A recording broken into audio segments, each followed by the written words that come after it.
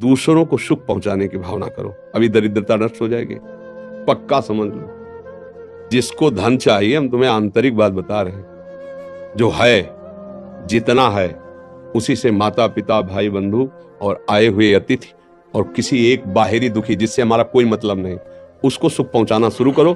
फिर देखो दरिद्रता नष्ट ना हो जाए तो हमें बता देना। किसी एक भूखे को 2 रोटी देना शुरू करो, किसी एक ऐसे दुखी को सहयोग करना शुरू करो, देखो आपकी उन्नति शुरू हो जाएगी। हम कैसा चाहते, किसी एक का छीनने को मिल जाए तो हम सुखी हो जाए, किसी एक को हम दुखी कर दें हम सुखी हो, ये सर्वनाश की बातें हैं, वही हमको भोगना पड़ता है। अगर हम धर्म से चले तो सर्वलोक महेश्वर भगवान, ऐसा नहीं कि वो देख, एक सेकंड भी कोई ऐसा नहीं जिसको भगवान नहीं देख रहे हैं, मान लेना एक सेकंड भी ऐसा नहीं है कि वो तुम्हें देख नहीं रहे।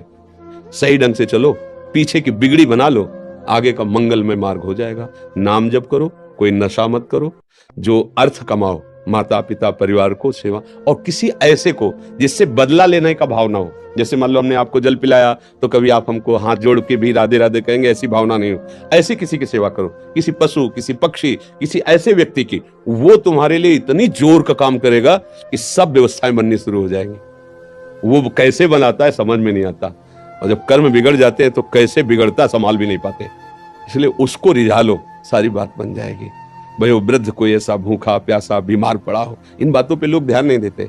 कोई पशु ही है, सेवा का अवसर मिला है, तन मन धन से कर दो से, उसका परिणाम जो आएगा, तो ये जो हमारे दुख हैं, विपत्तियां हैं, ये सब नष्ट हो जाएंगे यदि हम ये दृष्टि रखने लगे कि कभी मुझे सेवा का अवसर मिले।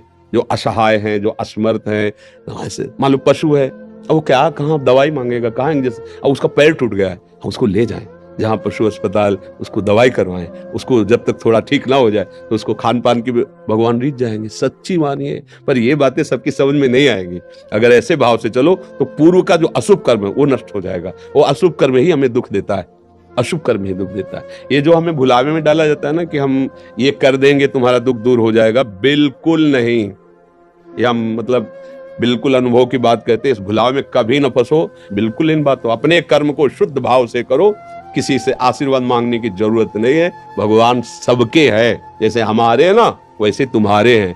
तुम्हारी दृष्टि में भगवान के प्रति पक्षपात लग सकता है कि भगवान इनको ज्यादा चाहते हैं, हमको नहीं, लेकिन उस माँ से पूछो जिसके 4 लड़के हैं, 2 कमाते हैं 2 ऐसे ही हैं, उस जब भोजन परोसेगी तो चारों को बराबर पर। ऐसे ही भगवान कहते सब मम प्रिय सब मम उपजाए, तुम सब मेरे बच्चे हो। पर भगवान से विमुख होकर गलत आचरण करोगे तो वही माया पीट रही, कभी दरिद्रता, कभी विपत्ति, कभी दुख, कभी पश्चाताप, कभी शोक, जन्म मरण। इसलिए सावधान हो जाए।